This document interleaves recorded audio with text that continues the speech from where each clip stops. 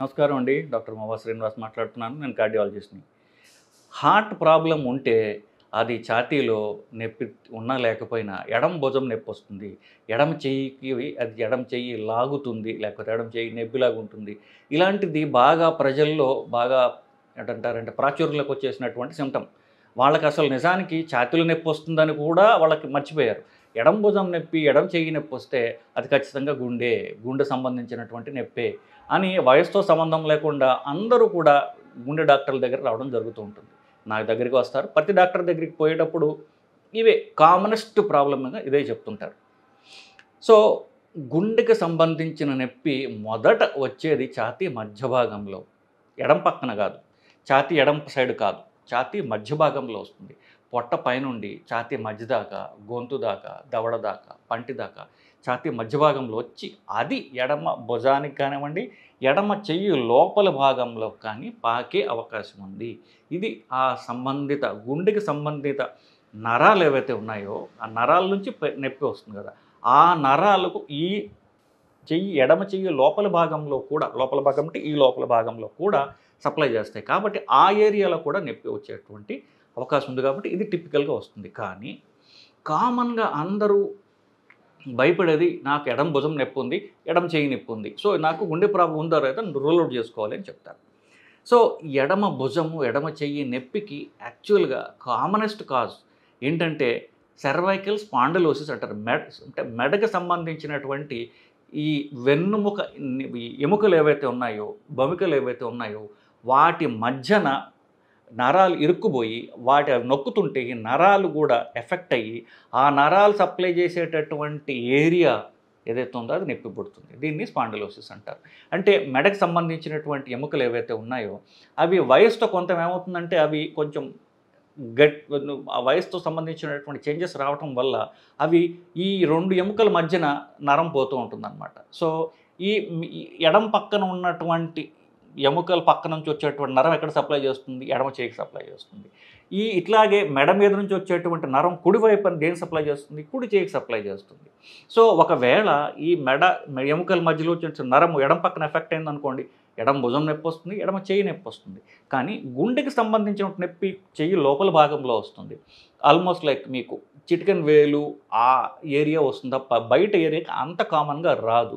So, మీకు చెయ్యంతా నొప్పో, చెయ్యి బయట భాగంలో నొప్పో, లేకపోతే ఈ భుజం చెయ్యి నొప్పి ఇట్లా ఉన్నట్లయితే మోస్ట్లీ అది ఎముకల ప్రాబ్లం అయ్యి ఉండే అవకాశం ఉన్నది. సో, ఎస్పెషల్లీ ఎవరికైతే షుగర్ లేదు, బీపీ లేదు, సిగరెట్ అలవాటు లేదు, ఫ్యామిలీ హిస్టరీ లేదు అనుకున్న వాళ్ళకి హార్ట్ అటాక్ వచ్చే అవకాశం తక్కువ. వాళ్ళకి ఎస్పెషల్లీ 60-50 ఏళ్ళు దాటిన తర్వాత చాలామందికి మెడ ఎముకల ప్రాబ్లమ్స్ కూడా చాలా కామన్‌గా వస్తుంటాయి. మెడ ఎముకల్లో ప్రాబ్లమ్ రావటం, నడుము ఎముకల్లో ప్రాబ్లమ్లు రావటం ఇవన్నీ కూడా సర్వసాధారణంగా జరుగుతూ ఉంటుంది. ఎస్పెషల్లీ బరువు ఎక్కువగా ఉన్న వాళ్ళల్లో. ఈ ఎముకలు ఆ బరువు వల్ల ఎముకలు ఒకదాని మీద ఒకటి నొక్కుకుపోయి ఆ ఎముకల మధ్యలో ఉన్నటువంటి నరాల మీద రాపిడి పడి ఆ నరం సప్లై చేసేటటువంటి ఏరియా ఏదైతే ఉందో అది ఎఫెక్ట్ అవ్వడం జరుగుతూ ఉంటుంది. సో, ఎడమ భుజం నొప్పి అన్నిసార్లు గుండెకి సంబంధించిన నొప్పి వల్ల కాకపోవచ్చు. అది ఈ స్పాండిలోసిస్ అంటే మెడ నరాలకు సంబంధించినటువంటి నరాలు ఎఫెక్ట్ అయ్యే అవకాశం కూడా ఉన్నది.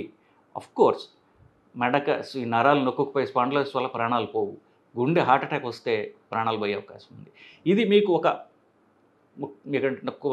ఐడియా కోసం చెప్తున్నాను. కానీ ఎడమ భుజం నొప్పి ఉన్నట్లయితే ఈసీజీ ఒక్కటి తీయించుకోండి సరిపోతుంది. ఈసీజీ పెద్ద ఖరీదైన పరీక్ష కాదు. 100-150 రూపాయల్లో మీకు ఎక్కడన్నా మీరు తీయించుకోవచ్చు. ఒక ఈసీజీ తీయించుకోండి. ఈసీజీ నార్మల్ అయితే ఇది గుండెకి సంబంధించిన నొప్పి కాదు. లేదా ఒక ట్రోపోనిన్ చేయించుకోండి. ట్రోపోనిన్ ఈసీజీ నార్మల్ ఉన్నట్లయితే ఈ గుండె పర్మనెంట్గా 100% మనం రూల్ అవుట్ చేసేయవచ్చు. ఇకపోతే ఎడమ భుజం నొప్పి, ఎడమ చెయ్యి నొప్పి అప్పుడు ఈ స్పాండిలోసిస్ నొప్పి అయ్యే ఉంటుంది. ఇకపోతే ఒకవేళ అది స్పాండిలోసిస్ అంటే మనం ఏం చేయాలి? ఈ ఎముకలకు సంబంధించినటువంటి ప్రాబ్లం కదా ముఖ్యంగా ఇది. ఎముకలకు సంబంధించిన ప్రాబ్లమ్స్‌కి నొప్పి తగ్గించే మందులు తప్ప పెద్ద మార్గాలు లేవు. 2 మార్గాలు. అవి పెరగకుండా చూసుకోవడానికి వ్యాయామం చేయడం, కొన్ని స్పెషల్ మెడకు సంబంధించినటువంటి మెడ కండరాలను లూజ్ చేసేటటువంటి ఎక్సర్సైజెస్ ఉంటాయి. అవి చేయించుకోవటం, ఫిజియోథెరపీ చేయించుకోవటం. దీంతో ఎంతకాలం లాగగలిగితే అంతకాలం లాగటం. కానీ ఎప్పుడైతే ఈ చేతి కండరాలు సన్నబడుతున్నాయో, అవి ఉన్నటువంటి లావు తగ్గిపోతుందో, చెయ్యి బలం తగ్గిందో అప్పుడు అది సీరియస్ ప్రాబ్లం. వెంటనే మీరు ఆపరేషన్ చేయించుకోవాల్సిన అవసరం పడుతుంది. ఆర్థోపెడిక్స్ వాళ్ళు కానీ, స్పైన్ సర్జన్స్ కానీ వాళ్ళు ఈ ప్రాబ్లమ్ డీల్ చేస్తారు. సో చూసుకోవాలి. సో మాకు చెయ్యి బలం తగ్గుతోందా, చెయ్యి యొక్క స్పర్శ తగ్గుతోందా, నాకు అనిపించడం కాదు, చెయ్యి స్పర్శ తగ్గుతోందా, చెయ్యి బలం తగ్గిందా, చెయ్యి కండరాలు సైజ్ తగ్గాయా అంటున్నట్లయితే ఈ స్పాండలోసిస్ ఇంకా మీరు ఎక్సర్సైజ్ అని ట్యాబ్లెట్లని ఉపేక్షిస్తే అది సీరియస్ ప్రాబ్లం కింద వస్తుంది. మీరు వెళ్ళి ఆపరేషన్ చేయించుకుని ఆ బ్లాక్ రిలీవ్ చేసినట్లయితే ఈ నరం పర్మనెంట్గా డ్యామేజ్ కాకుండా మనం కాపాడుకోగలం. సో ఇదండి హార్ట్ అటాక్కి క్లోజ్గా ఉండేటటువంటి ఒక మిమికింగ్, ఏదైతే హార్ట్ అటాక్ లాగా అనిపించేది ఏంటంటే మెడకి సంబంధించినటువంటి స్పాండిలోసిస్, మెడ ఎముకల మధ్యన ఇరుక్కుపోయి నలిగిపోయేటటువంటి నరాల నుంచి వచ్చేటటువంటి ఇష్యూ. సో దీన్ని ముందు ఈసీజీ అలాగే ట్రోపోనిన్ పరీక్ష చేసుకుని హార్ట్ ప్రాబ్లం రూల్ అవుట్ చేసుకున్న తర్వాత ఈ స్పాండిలోసిస్ సంబంధించినటువంటి వీడియోస్ ఉంటాయి, మీరు యూట్యూబ్లో చూడొచ్చు. స్పాండిలోసిస్ మెడ అంటే నెక్ స్పాండిలోసిస్ సింపుల్ ఎక్సర్సైజెస్ అని యూట్యూబ్లో మీరు టైప్ చేసినట్లయితే మీకు దానికి సంబంధించినటువంటి సింపుల్ ఎక్సర్సైజెస్ వస్తాయి.